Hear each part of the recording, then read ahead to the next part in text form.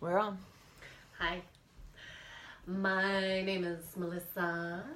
My name is Kara-Leah. My name is.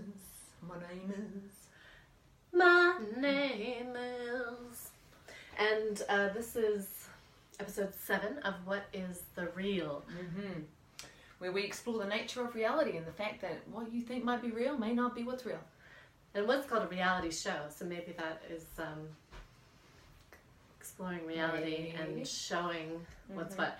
And so today's topic? Today's topic, we're going to talk about toxic dumping. No, yeah, because I've been aware of these signs lately of no illegal dumping and been feeling like it's more evident how much people are dumping their trash on the side of the road because, I don't know, they can't be bothered or they don't want to pay for it, or on like a base level, people don't want to look at their stuff and take care of it. I feel like cleaning up after oneself has been really...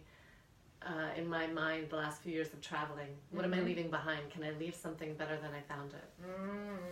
Absolutely.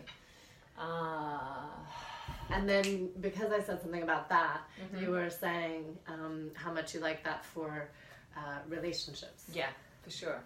Because like the way that I see it is we have all this unconscious stuff in our psyche, right?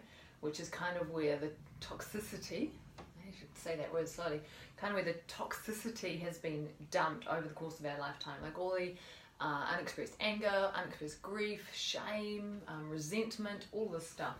And so it's hanging out in our unconscious, like, and it's just becoming more and more toxic as time goes on. And then we're having a relationship with someone and they trigger that old stuff from the unconscious, and that we feel it and it fucking hurts. It's painful as fuck. So because it's painful, we have this knee-jerk reaction to want to throw it at them.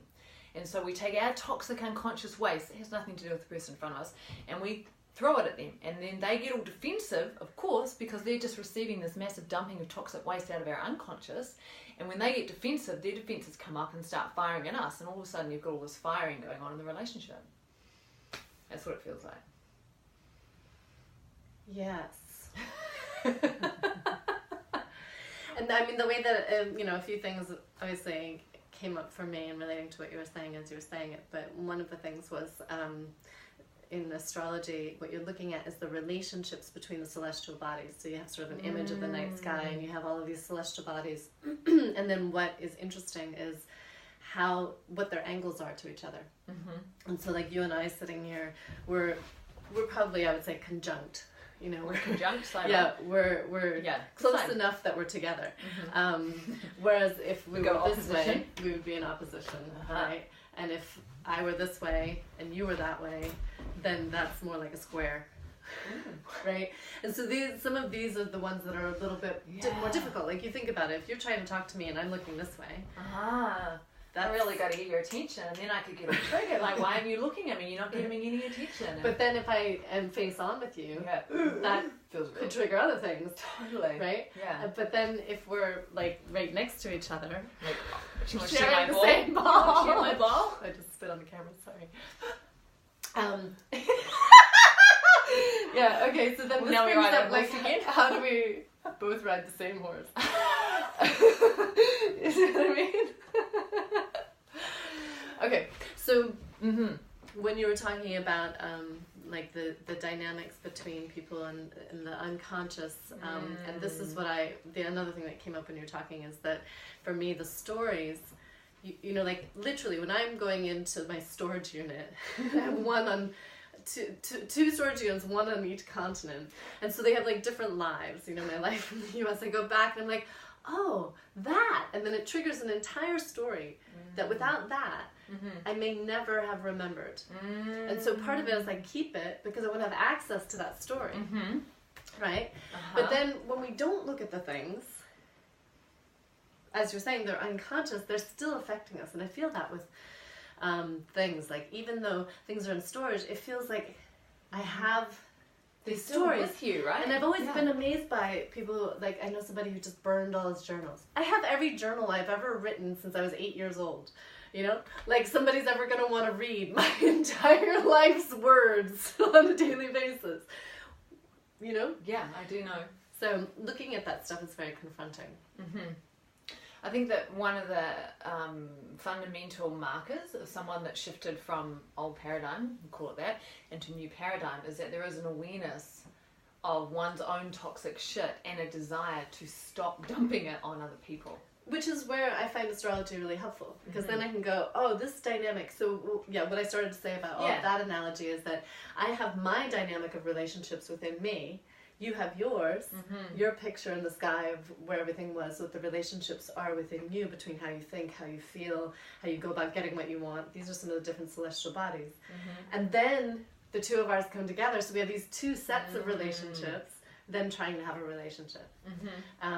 So that I find is a really great tool. It's a language that I am familiar with and speak, so I can look at it and get some insights into, oh, this is that part of my baggage.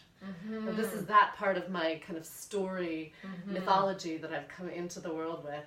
And so then when I can see it, I can shift it.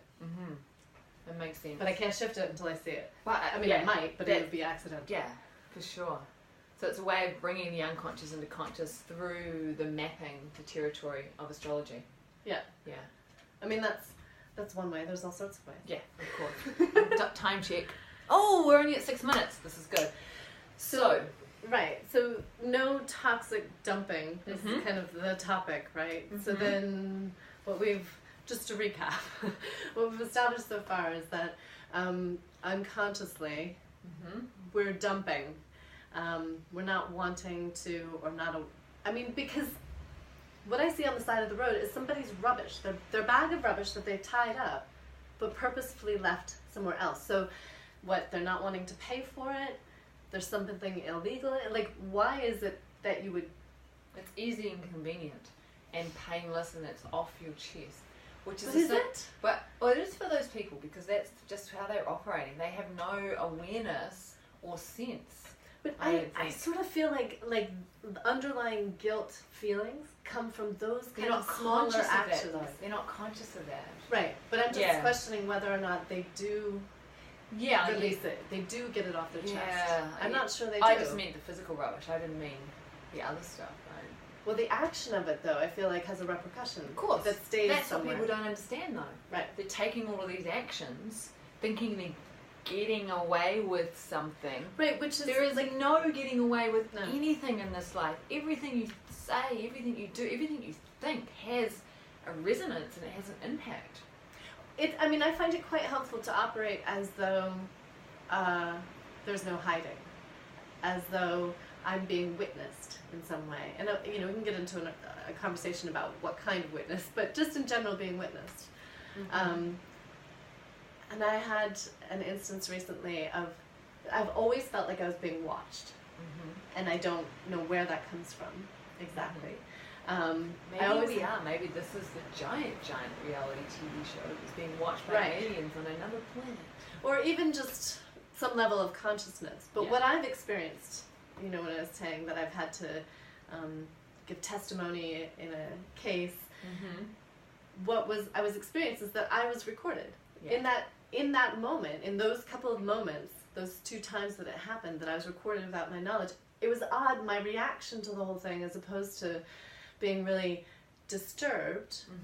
There was some level of really looking into that, but my reaction had more to do with almost a sense of affirmation, of like, I was being watched.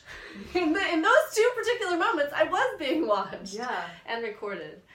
And I was really curious to see the footage, because I wanted to know, because we're self-aware.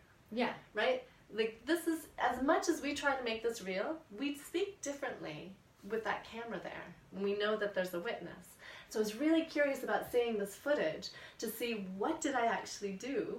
How was I when I had no consciousness of being watched? Because there is, for sure. I kind of want to set it up in some way, shape, or talk about this in some way, shape, or form, so that things can be recorded without it being known, so you can see the full real. Which brings up a lot of questions. But I know for me, right, this is a big practice for me at the moment. It has been for a while, to be real at all costs, in all moments, to just be totally free. And so even with the with the camera, I do a lot of live videos, and I'm playing with attempting to be more and more free, more and more real, more and more the whole way, so it becomes this journey, so that maybe there is a point when there'll be no difference between, the camera being there or not being there. Because, I mean, there has to be an obvious difference. Like when you and I are having a conversation, it's only for our benefit, so we can talk, and we don't have limits, and we can talk in a different way. Because there's a container here, we need to talk to the people that are watching this. Do we though? Well, I kind of want to talk to them. Well, maybe we should ask them what they want. Like, I'm curious to know, are you more interested in watching us engage in a real way that's just us, as though we're not aware of you? Or are you more interested in us engaging with you as though we know you and are talking directly to you? This is what I want to know. Cool. You've been asked. Leave a comment, please. I'm aware of time, so we'll wrap up the toxic waste dump thing. The last thing I want to say on that is that it feels so liberating to own my stuff and process my stuff and clean my stuff, and to know that I am no longer contributing to toxic dumping on other people as much as possible. And that to me feels like the path of waking up. It's a big part of the path of waking up. I fucking love it. It's essentially taking responsibility for your own shit. Damn right, sister. Can we high five on that? Yep. We're out of here.